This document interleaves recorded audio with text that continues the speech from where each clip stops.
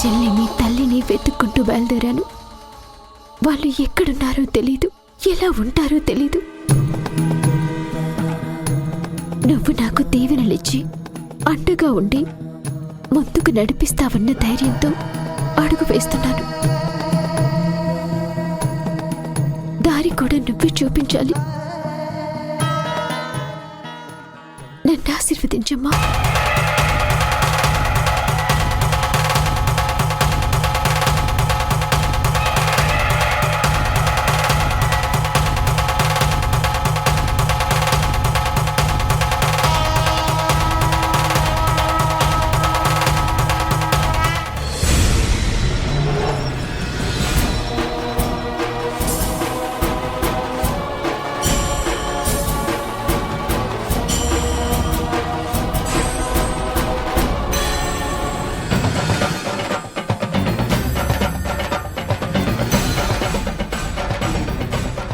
ఆశయం మంచిదైనప్పుడు, సంకల్పం తోడైనప్పుడు విజయం నీ దారి చేరుతుంది.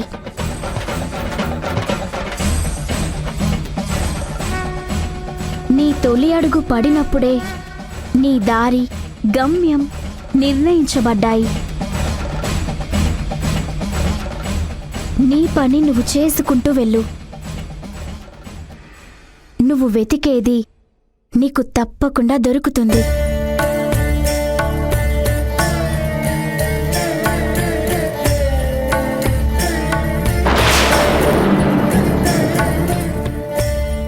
అలాగే తల్లి.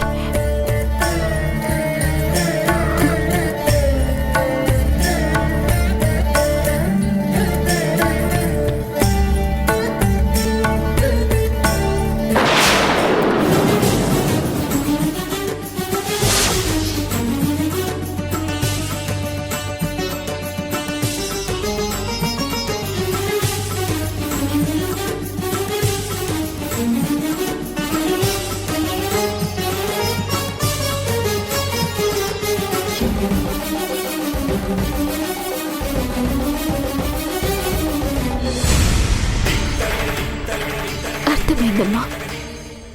నీ తోడు, నీ ఆశీర్వాదం నాకొద్దని నిరూపించు.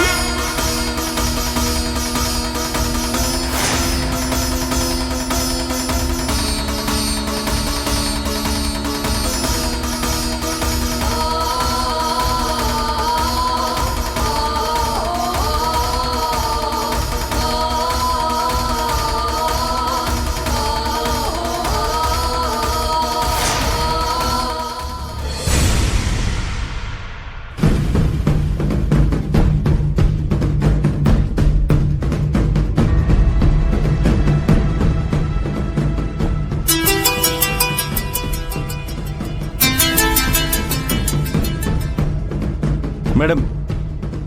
భద్రా, చెప్పండి. ఆ రోజు ఫంక్షన్లో జ్యోతి జీవితం నాశనం చేయడానికి నువ్వు ఒక విధవని పట్టుకొచ్చావు కదా, వాడి పేరేంటి? వంశీ మేడం. వంశీ. ఆ తాగుబోతు వాణ్ణి వెతుక్కుంటూ రాజీవ్ వెళ్ళాడు. వాడు గనక దొరికితే నేను నా కొడుకు ముందు దోషిలా నిలబడాల్సి వస్తుంది. వాడు ఎట్టి పరిస్థితుల్లోనూ రాజీవ్ చేతికి చిక్కకూడదు. చిక్కాడో నిన్ను వాణ్ణి ఇద్దరిని కలిపి చంపేస్తాను. లేదు మేడం, వాడు బాబు కలవకుండా నేను చూసుకుంటాను మేడం. ఇక్కడి నుంచి వాడిని వేరే రాష్ట్రం పంపించేస్తాను మేడం. జాగ్రత్త. అలాగే మేడం. రాజీవ్కి ఆ పిల్ల వెంట ప్రేమ గీమా అని చిలక పలుకులు చెప్పి పంపించావు కదా, వాడు కూడా సరే అన్నాడు కదా. అలాంటోడు వంశీని వెతుకుంటూ ఎందుకెళ్తాడు చెప్పు? వెళ్తాడమ్మా, ఖచ్చితంగా వెళ్తాడు. ప్రపంచంలో ఎవ్వరినైనా నమ్మొచ్చు గాని ప్రేమలో ఉన్నవాణ్ణి అస్సలు నమ్మకూడదు. ప్రేమ అంత బలమైంది. మన ముందు నా మీద ప్రేమతోనో నేనేమైనా అంటానేమోనన్న భయంతోనో తల ఊపి బయటికి వెళ్ళి చెయ్యాల్సిన పని చేస్తాడు. ఎందుకంటే వాడు ప్రేమించిన అమ్మాయి వాణ్ణి అపార్థం చేసుకుంది కాబట్టి. ఇలా అయితే ఎలా మాధవి? మనం ఎప్పటికీ రాజీవ్ నుంచి ఆ బస్సీ పిల్లని దూరం చేయలేమా? చేద్దామమ్మా, ఖచ్చితంగా దూరం చేద్దాం. దానికి ఓ దారి ఆలోచిద్దాం.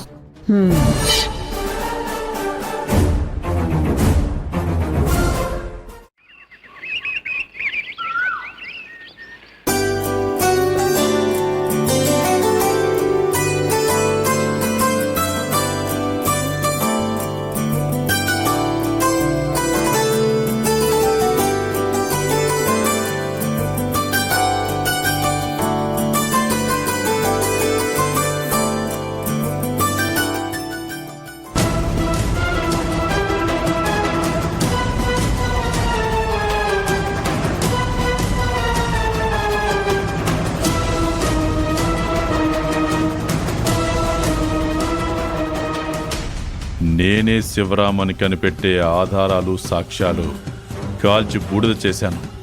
కాబట్టి శారదే కాదు, ఆ దేవుడు దిగొచ్చినా సరే నా గత జీవితాన్ని బయటపెట్టలేడు.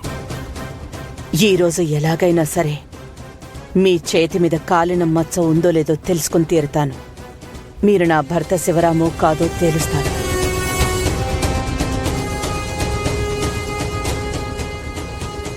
Sharada, yes madam.